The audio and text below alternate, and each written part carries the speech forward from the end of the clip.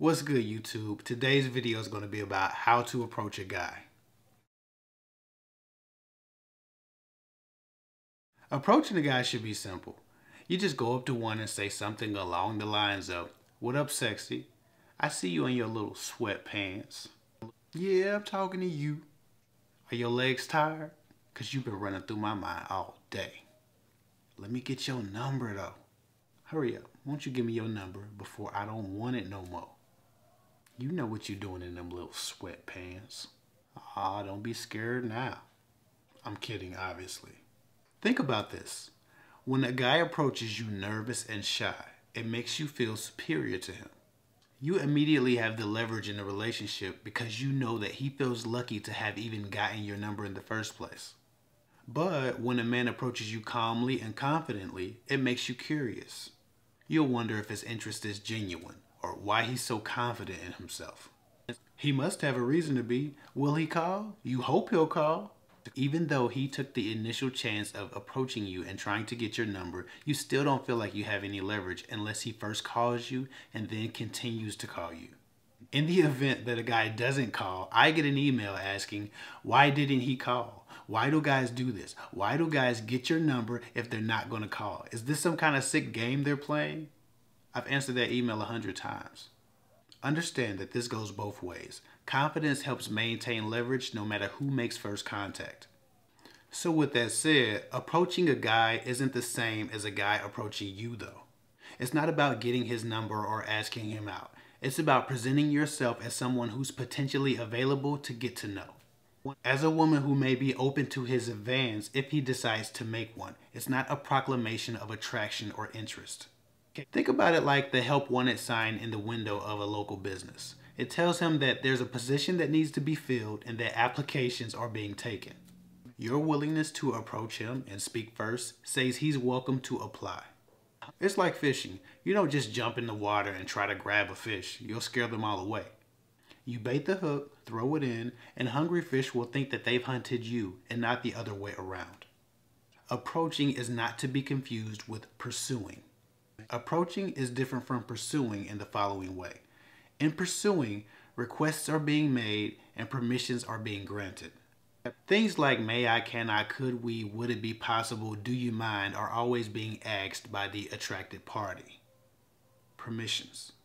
It's an attempt at persuasion, and those who are on the receiving end of those requests assume the leverage and the power.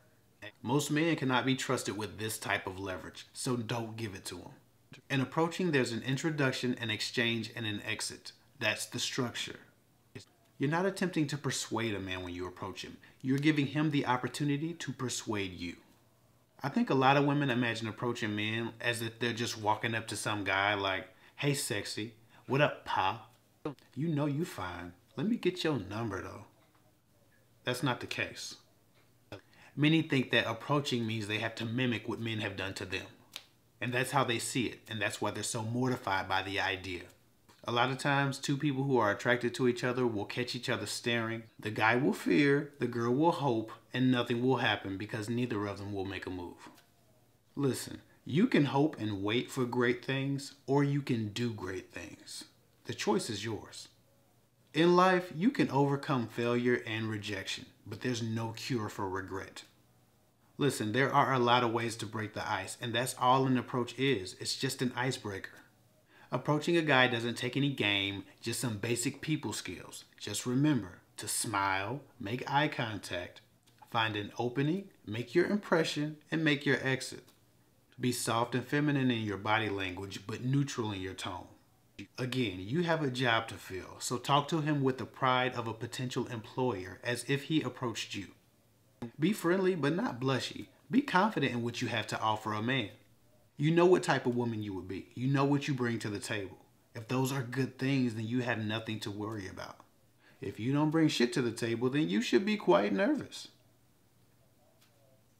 Before you approach a guy, think about your finest qualities. Think about everything that you have to bring to the table. Everything that you might offer him in a relationship.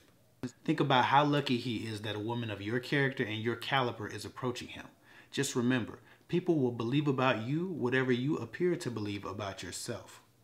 I'm not going to give you a script. Every situation is different and you'll see the opportunities as they arise. Most of the time, you've seen an opening and said, damn, I wish I would have said that. I wish I would have went up to him. I wish I would have said this thing. Just start doing that. Stop doubting yourself and scaring yourself out of doing those things. This isn't a script. It's more like a loose guideline.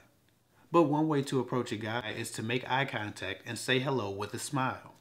Now, when you do this, if he focuses his energy on you or stops what he's doing to speak back, find something to compliment or find a question to ask him.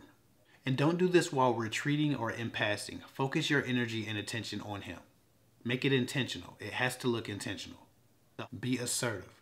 What you're looking for are signs that he's trying to extend the interaction. If he does so, let him. The whole point of an approach is to trigger a pleasant interaction that makes him feel more comfortable asking you for your information. Anytime that a woman breaks the ice with a man, he understands that he's welcome to talk to her and maybe even ask her out. That he won't just be seen as another guy bothering her. No man wants to just be another guy asking for your number. Anyway, once your exchange has run its course, say something to the effect of, "It was nice meeting you," and move on. Sometimes you may even get a delayed reaction and a guy might reapproach you after he's found the courage to talk to you again. As long as you don't make any requests during your interaction or short conversation, any idea that he might have that you're just some girl on his nuts are arguable at best. You could have just been being friendly, so if he doesn't make a move during your little icebreaker interaction, it's not really a rejection. It's just a pleasant exchange coming to an end. How this looks if it's working is, again, he's extending the conversation, he's flirting with you, or he's trying to qualify himself to you by telling you about his goals or his accomplishments, especially unsolicited. This is a short exchange. Why he's getting into his greatness is only to impress you. So with that in mind, during your interaction, always ask a man 1 or 2 questions that give him the opportunity to attempt to impress you. What do you do for a living? Do you like it? Are you in school? Anything that needs explaining. This will turn into a conversation ideally. Another trick that has been used successfully on me in the past is fake mistaken identity. It works because you never really know if somebody's faking. So again, attraction is arguable at best. You could have just been mistaken or you could have just been being friendly. So yes, fake mistaken identity is a great icebreaker. The old, "What's your name again? You look familiar. Where do I know you from?" is always a great way to gauge a guy's interest in you by checking his response to your question even though you know you've never seen him in your life. Like I said, anything to get him talking to you. And from there you go right back to the questions. Where do I know you from? I swear I've seen you before. Where do you work? Where do you go to school? I'm sorry, maybe I'm mistaken. I thought you were someone else. As long as he's friendly and engaged in returning your questions, keep going. That's a nice shirt. Where'd you get it? And so on and so on. Even something as simple as a "Hi, I'm sorry to bother you, but your cologne smells amazing," opens up all kind of opportunities for him to flirt with you. And trust me when I say this, men wear cologne so that women will notice. He won't feel like he's rejecting you, and you shouldn't feel rejected if he doesn't try to talk to you because you complimented his cologne. It will look like you were just being nice or that you just have good taste in cologne. But if he is flirting, when you say, "Oh, sorry to bother you, but your cologne smells amazing," he may say something like, "Oh, you're certainly not bothering me, gorgeous. What's your name?" Just pay attention to his body language and his tones. Does he appear to be enjoying what's happening, or is he waiting for you to stop? Obviously, if a guy looks bored or doesn't start leading the interaction, make your exit. "Oh my, you aren't who I thought you were. Sorry to bother you. Have a nice day." But again, pay attention. Is his body language open? Are his feet facing you? Did he stop what he was doing to speak to you? Is he smiling? Is he trying to make you laugh? Is he preening himself? You know, fixing his clothes, brushing off lint, licking his lips. People do that because they want to look their best when they're intimidated by someone. Did he soften his posture to appear more non-threatening? Has he stepped closer to you? Has he visibly checked you out? Is he maintaining eye contact? Is he starting to sweat from nervousness, especially from the forehead? Guys sweat really quickly from their forehead. Anytime you're talking to a guy and he starts to wipe his forehead, it's because you're making him nervous. The whole point of this is to start a small talk conversation that hopefully he takes over and makes into a larger conversation. Don't ask him out. Don't ask for his number. Don't ask him for permission for anything. Don't make any requests. No may I, can I, could we, do you mind, would it be possible? None of that. All the phrases that start like that steal your leverage. These things are like begging for minimal effort because it creates a dynamic of him waiting for you to take action or create standards or set up dates if things go that far. This all places the pressure on you to perform, to be entertaining, to continue to earn his permissions. Also, don't keep complimenting him. One well-placed compliment is enough. Don't present your sexuality unless that's predominantly what you're offering. Guys are already attracted sexually, so you don't need to nurture that.